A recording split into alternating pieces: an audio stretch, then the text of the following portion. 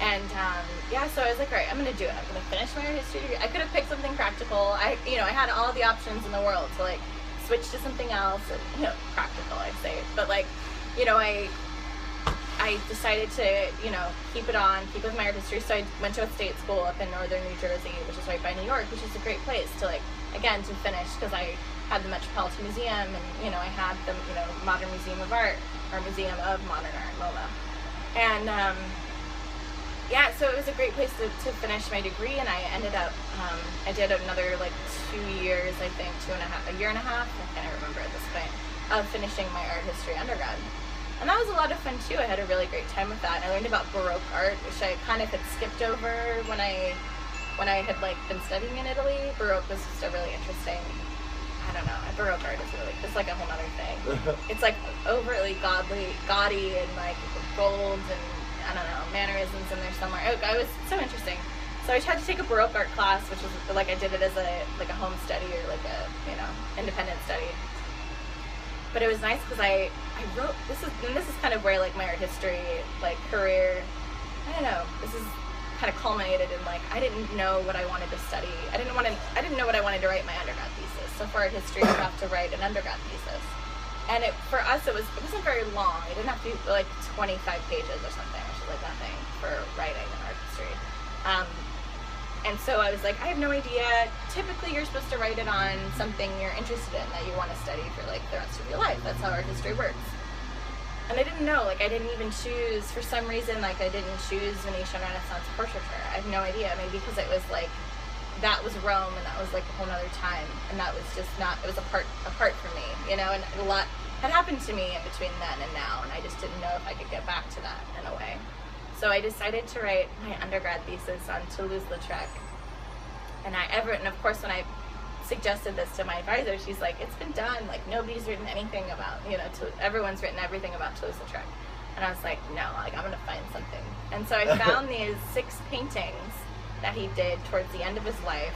And he was dying due to complications due to alcoholism and syphilis. Like, everyone knew he had syphilis, but, they didn't really say it at the time.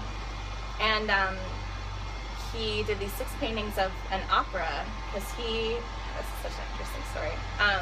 So Toulouse-Lautrec came from a really famous French family. God, such an alliteration. And he had 2 horse riding accidents in his young years that led him to have his growth. He actually broke both knees, like one in the one accident, one in the other accident. So his growth was stunted, and he was like 4'9" or something. He was tiny, and that kind of led him. And also because his family was like inbred, because he came from this like huge French family, so he was never able to like heal properly. So he decided that he would never be like amount to anything. His father kind of abandoned him, so he was taken in by his like mother and his grandmother, and they decided he was going to be an artist. So that's how Toulouse-Lautrec like became an artist in the first place. But then he went to Paris to study, and then that's how he got into like the seedy underbelly of the Moulin Rouge. Like, you'll know Toulouse-Lautrec because of his Moulin Rouge posters. He's famous for them. And he like really revolutionized a lot of the like lithographs and doing like multiple color lithographs, especially at that time. He like took on a lot of like Japanese styles and kind of made them more modern. It's very fascinating. So anyways, I decided, he got in with like the prostitutes at the time, and he was hanging out with all, the whole group that was, hanging out at the Moulin Rouge. And what's interesting about his relationship with these prostitutes is because since he was tiny, he kind of worshipped them, because he knew he would never really be able to, no one would really love him because of his size and his deformities. And they kind of treated him like the little child that like they would never be able to have. So it developed this like warm sense of like woman like in his mind, and also because he was coddled by his mother and grandmother. So I was looking at these relationships of like him dying at the end of his life, and kind of like pondering his relationship with women, and how like because he was dying due to syphilis, technically they were like his demise. The title of my thesis was Women, Mortality, and the Demise of Man, the like Messalines series by Henri de Toulouse-Lautrec. And the Messalines series, where there was an opera called Messalines. It's a very long if we have 7 more hours, I'd get more into it. But Messalene was the wife of the Emperor Claudius, so now we're getting back into like Roman history. And she was known for like being a prostitute and like sleeping with men. And so Toulouse-Lautrec was very fascinated with this opera number 1, but also like who this character of Messalene was. So I was making all these correlations of like, he was really ill, he was dying, but he was painting these like 6 paintings, and even though they weren't great works, but like everyone was kind of shocked that he got into painting again after he like was, you know, when he was dying. So that's why I came up with all these theories as to why, and it was really lovely because it was my first chance to kind of come up with something on my own, because nobody was writing about this time in his life because he stopped creating like his great works. So I kind of came up with this whole theory that because he was dying, he was pondering his mortality and like his relationship with women, because he had had sex with prostitutes, and this woman Messalene was a prostitute, so he was kind of like meditating on this idea of like who this woman was. And, you know, and it was really interesting, and I did all this research about how, like, you know, men kind of treated women, you know, how, like, oh, clearly this woman is my demise, you know, it's not my fault that I, like, had all these, like, behaviors and whatever, you know, was drinking too much and partying too much and, you know, sleeping around with prostitutes. It's clearly all their fault. You always have to demonize somebody else. Yeah, exactly. So that was my undergrad thesis, and it was a lot of fun, and it was actually the first time I got, like, representation, you know, and like recognition from, you know, my advisors, and they were like, wow, this is actually really good. And like I presented it at our student like research symposium at school, and it was the first time an art historian had ever, so it was mostly like reserved for math and sciences and maybe some like English majors or history majors, but it was the first time an art history major had presented at the conference, and I was like, what the fuck, like why hasn't anyone done this before, you know? Because that's all we do is we write and research, you know? So it was funny, it was a lot of fun, and and then they like took my thesis on to become, it was presented to like our accreditation like society as like an example of like student work, and it was, I mean, it was fun, and it was like that first moment, not the first moment, but one of the moments in which I was like, yeah, I want to do this. But yeah, so I ended up after that working at an art gallery, and that was a lot of fun, but I was like, I don't really know if I want to do this, you know. It was really commercial, and it was very like political, because it was attached to a university, so you couldn't do like X, Y, and Z without going through like this person. It's very, very, very political and bureaucratic. So then I decided to get my master's, which was interesting because it wasn't in art history.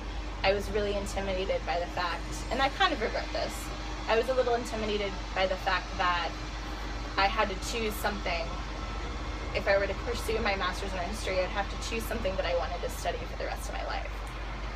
I mean, yeah, that's exaggerating a little bit, but a lot of the times it's true. It's like, then you go on to get your PhD in that thing, and it has to be even more specialized, and then you're going to teach, like, for the rest of your life, like, in that one particular subject, you know. And I felt a passion for art history, but I wanted to be almost like a generalist. I didn't want to, like, have to pick something. So I loved everything. I loved everything about art history, and all styles and all time periods. But so I think that scared me a little bit, and I was intimidated.